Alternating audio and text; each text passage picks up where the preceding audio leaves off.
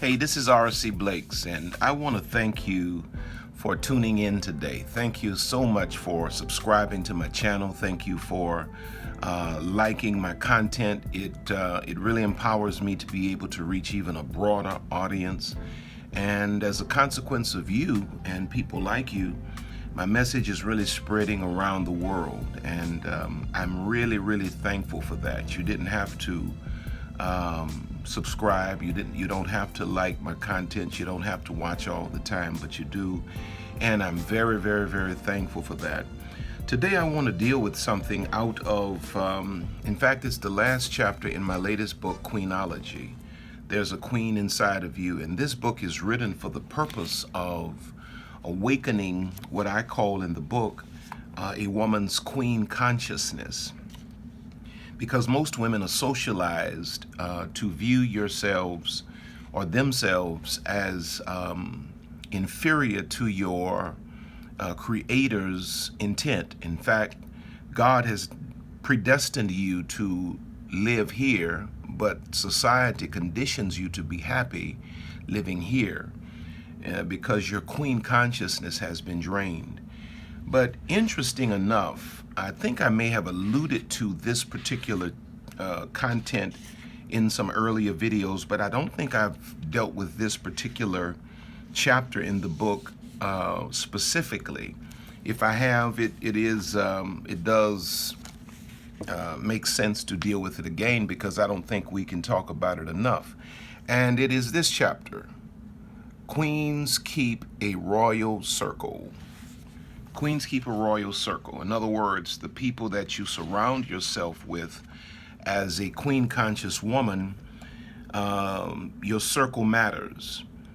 Because one of the things we don't really hear a lot about or talk a lot about is that when the woman gets beyond ill-intended men or illicit men or predator-like men, quite often her greatest source of degradation, her greatest source of defilement is her circle. In other words, it's not always necessarily a bad man or bad men that have stepped into the woman's life that has caused her to miss her her greatest version, or not tap into the greatest version of herself. Quite often it's the inferior circle of women that she's running with that's preventing her from rising. Something that we don't deal with a lot, but it's happening every day. How many sisters do you know whose lives have been wrecked because of the women that they run with? And because, you know, women quite often are addicted to groups and don't really have a mastery of individuality, quite often women tolerate inferior circles even after it's revealed to them that the people they're running with are not healthy or not good for them or are not positive or godly influences. But because you're addicted to group thinking and group activity, you've not mastered individuality, you don't really know how to be by yourself, which is the same thing that plays into why you have to have all of these inferior love affairs. The same applies to inferior friendships or inferior circles, because the next worst thing to a bad man is a bad girlfriend that you have in your life that influences you the wrong way or is working behind the scenes to deplete your life. Or you're in the front rowing trying to move forward, and you have a so-called girlfriend in the rear of the boat drilling holes while you're rowing. And this is the case with quite a few women. You have to really in your rise, you have to really begin to reevaluate your circle, because your circle is doing one of two things. There's no such thing as a neutral circle. Your circle is either bringing you backwards, reversing you, or your circle is driving you forward. But royals, and I'll read a little bit from the book. Royals do not allow everybody or just anyone to gain access to their inner circle. I've been to England. I've been to London. You can't just, you may get as close as the gate to where the Queen lives, but if you get beyond that gate, you're in trouble, because royals do not allow just anyone to access their inner circle. There are levels of access when it comes down to royals based on the individual's role in the king's or the queen's life. You have to evaluate yourself when you allow just anybody and everybody to just get into your inner circle, the inner workings of your life, without having proven themselves. Elevation, and we're talking about queen consciousness, which is what? Elevating your thought system, elevating your standards, elevating your self-perspective, elevating your expectations in life, elevating your self-definition. But here's a fact that you need to understand about elevation. Elevation never happens. Elevation never happens without detachment and isolation.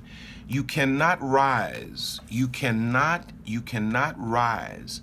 You cannot go into the next level or the next dimensions without having to detach and without having to, at some point in your life, be isolated. One of the crises of success and one of the crises of self-revelation, another word I was looking for, but coming into a full understanding of who you really are, is isolation. That it will call and cause you to have to move at certain points in your life by yourself, away from people that you may have become accustomed to, people who are familiar. Let me read again. History has proven that royals who had a relaxed policy regarding access to their inner circle were either betrayed, assassinated, or debunked by what I call intimate enemies. An intimate enemy is one that rides with you, but they're not really rolling with you. An intimate enemy is one that has keys to your car, keys to your home, that you spend a lot of time with, and they are the very one that's working behind the scenes to destroy you. It's like an intimate enemy would be Brutus to Caesar or Judas to Jesus. It's these people that we take into our bosom, and while we're holding them close to our bosom, they are behind our backs, stabbing us to death. Intimate enemies. A queen does not have time to fight the world. A wise queen will walk alone until she has definitely and completely proven her closest confidants. Now let me ask you a question. These people that you call friends, besties, as many of you put it, have you proven these people? Have you vetted these people?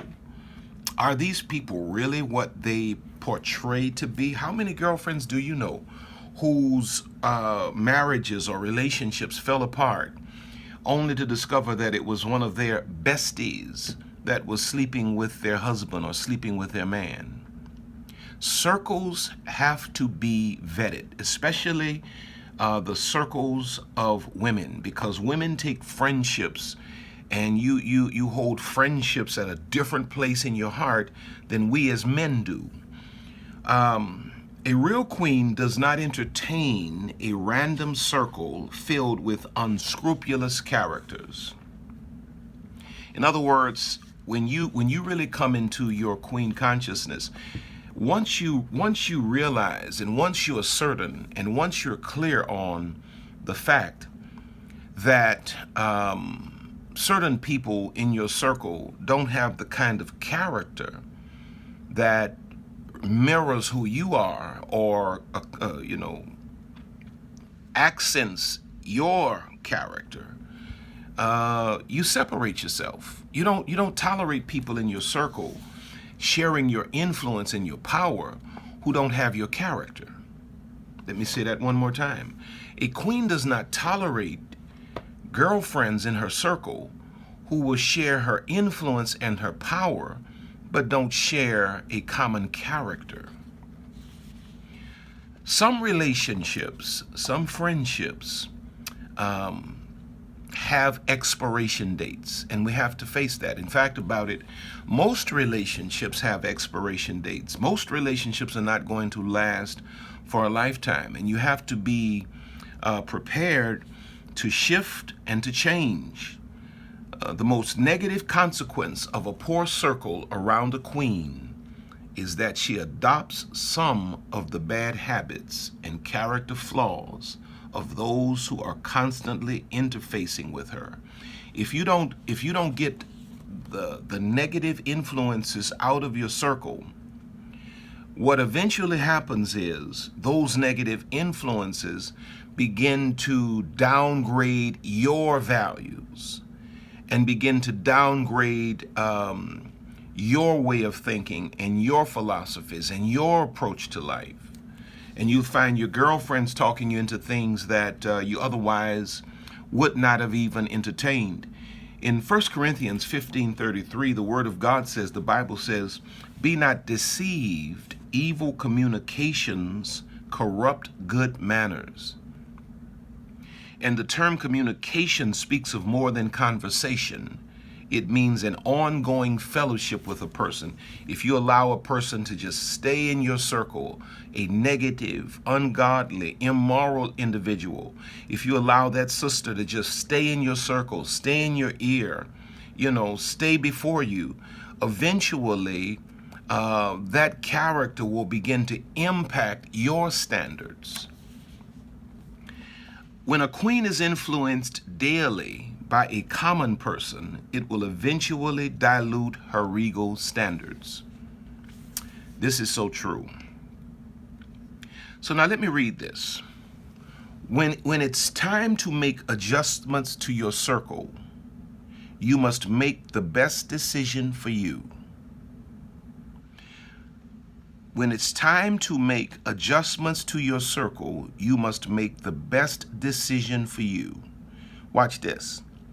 I say here in the book, I'm a living witness that allowing your heart to delay, listen to this very carefully, allowing your heart to delay a decision your head should have been authorized to make can break your heart, delay your vision, and impact your bank account. A poor circle can impact your life on every front, spiritually, physically, financially, emotionally. When you've allowed your heart to delay a decision your head should have been made. There are some people that you're going to have to get rid of that you love dearly. But when you analyze where they are and where you're going, and the two do not match, you have to divorce your history to have a date with destiny. So when it's clearly time for people to go, you must shift swiftly. When you look in the life of Abram initially, God tells him, I'm going to bring you to land, make your name great, make you very wealthy. Just don't bring any of your family, and don't bring any of your the people from your nation. You and your immediate family, get up and go. Don't bring none of your kindred. Leave all of those people. He brings Lot. And long story short, Lot gets him into all kinds of stuff. There's all kind of strife. There's all kind of drama. Eventually, Abram has to relinquish a part of the land and the wealth that God gave him to Lot just to get rid of him. Lot gets him into wars he wasn't supposed to fight, all because Abram brought into his circle what God did not authorize. Now that's a good question right there. Has God authorized the people that you run with? and the people that you call your besties, has God authorized these people? Because many times when you look at your life and you realize that you should be here, but you're stuck here, it's not that you're inept. It's not that you're not educated. It's not that you're not smart enough. It's not that you're not, you're not godly enough or whatever. It's that you're anchored by the wrong people. You're anchored by the wrong people. You're trying to move, but you can't move because you're anchored by the wrong people. Now, when you look in the story relative to Abram, you find that in Genesis 13, 1 through 12. When Abram gets rid of Lot, in Genesis 13, 14, and 15, the Bible says, "And the Lord said unto Abram, after that Lot was separated from him, Lift up now thine eyes, and look from the place where thou art northward and southward and eastward and westward, for all the land that thou seest, to thee I will give it, and to thy seed forever." God had stopped talking to Abram as long as he had Lot on board. But as soon as he gets rid of Lot, God begins to speak to him, and God begins to empower him to move to the next level. Some of you are holding up the shift to your next level because you refuse to get rid of people that God has declared, relationships that God declared have expired. So sometimes a queen is restricting, now listen to this very carefully. Sometimes a queen is restricting the favor of God because she refuses to bury dead relationships. Sometimes a queen is restricting the favor of God because she refuses to bury dead relationships. These relationships may be dead friendships or dead love affairs that are on life support. Whatever prevents you from hearing God's voice clearly has to go. So this brings us to a point relative to queen consciousness. A queen must sanitize her circle. A queen must sanitize her circle. In other words, you're going to have to, and watch this, the way you sanitize your circle is not necessarily putting people out of your circle as much as it is just rising to the next level. The way an eagle sanitizes pigeons, the eagle does not try to, lock or attack the pigeon. All the eagle has to do is just point his nose upward, and there's only so far the pigeon can go. So the way queens sanitize circles is you simply turn your efforts in a northern direction, and everybody that's able to walk with you, Amos 3:3, can two walk together except they be agreed, will be able to stay in step with you. Those that cannot stay in step with you were not designed to go into your future.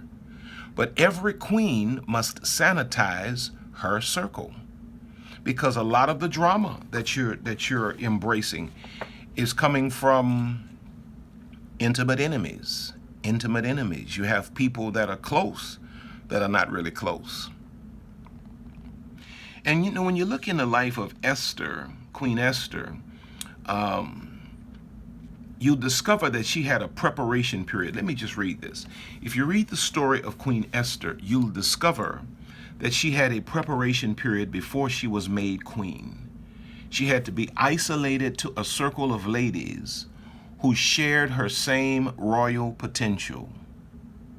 When Esther was selected as a potential queen, she was required to separate from the general population and to limit her contacts and connections to women who shared her potential. And this is recorded in Esther 2:8.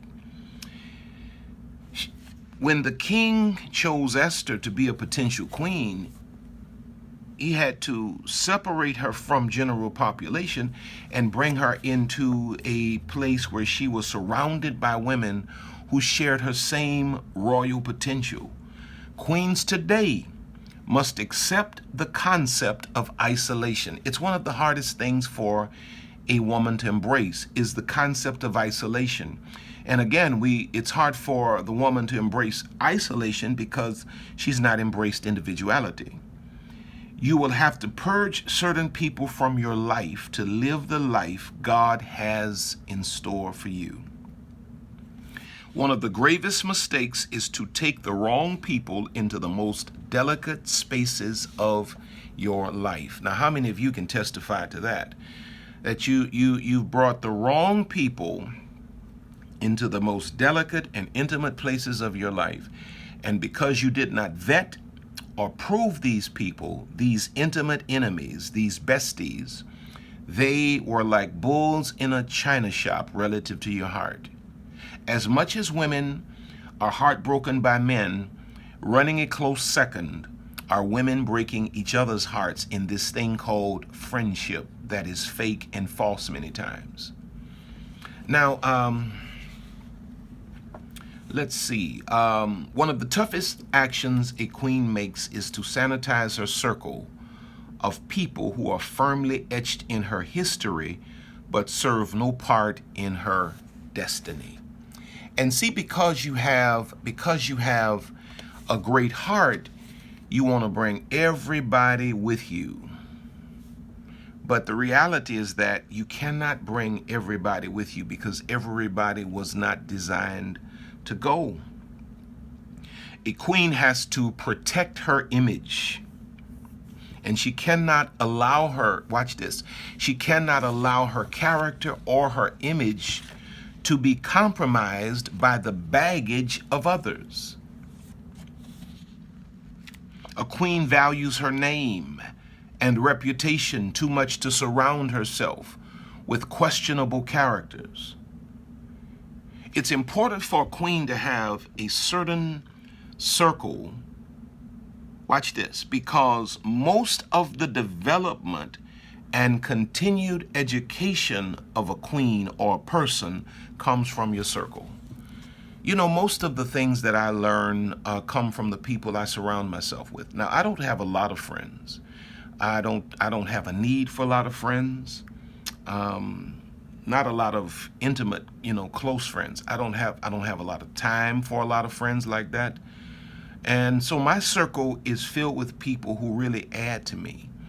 And most of what I learn comes from being around people who sharpen me. Iron sharpens iron. So, I can't run with wood. Wood can't do anything for me. I love you, wood, but, we can't run like that. I have to be around people that that make me better, that sharpen me, that educate me, that empower me. Watch this, that protect me, that cover me, that challenge me, that rebuke me. I don't need people around me that will compromise with my foolishness when I'm off on one of those tips. And yes, I get off on those tips. All of us do. Most of us just don't admit it. I need people around me that will remind me of who I am and the responsibilities I have and what God expects of me. And get back to yourself, man, before you find yourself like that prodigal son in the hog pen. But how many women have your circle filled with women that just push you? You go to moving in the wrong direction, they justify it, and they encourage you. You don't need a circle like that. You need a circle of women around you that will hold you to a standard of godliness, and a circle around you that will remind you of who you really are, and not allow you to fall off, because you sat around the bar too long and drank too much liquor, and now you're ready to do something that you're going to regret for the rest of your life, and you have friends telling you it's okay, you need to live your life. Come on, man. You need a better circle than you have. You need a better circle than you have. Queens don't run with the kind of women that you're running with. All right, let me give you this and then I'm out. 7 aspects of a queen's inner circle. Number 1, a queen's circle must be loyal to her. How loyal are these people that you have? How loyal are these people that you're running with, these so-called girlfriends? How loyal are they? And have you tested that loyalty? Because loyalty is really not something that can be pronounced or announced. You cannot just look at a person and say he's loyal, and that person can't say I'm loyal. Loyalty is something that has to be proven. How many times have you been with your back against a wall and they showed up for you? See, you shouldn't have people that close into your life that have not had an opportunity to prove loyalty. You know, there you are, well, let me leave that alone. Number 2, a queen's circle must be honorable and honest. You don't want women around you that are questionable when you're trying to rise to the highest, reach your greatest potential. You don't want women around you who live lives that are dishonorable and dishonest. You need women around you who hold a moral standard that inspires you. You need women around you who operate at a level of excellence that challenges you and motivates you. You don't need women around you that are dishonorable, sleeping with 2 and 3 different men at a time and out at the bar getting drunk. Come on, man. You need honorable women who have a vision, who know where they're going, know their worth, know their work, doing their work, demanding their price, and reaching for the best version of themselves. You need a circle that's honorable. See, you got to grow up. You can't just continue to be a little woman that want to have fun all the time. How you 35 years old, 40 years old, still up in a club drinking with a bunch of drunk women? Everybody got red bottoms and everybody got Gucci bags and maybe even a Chanel bag and no credit and no money. You need an honorable circle.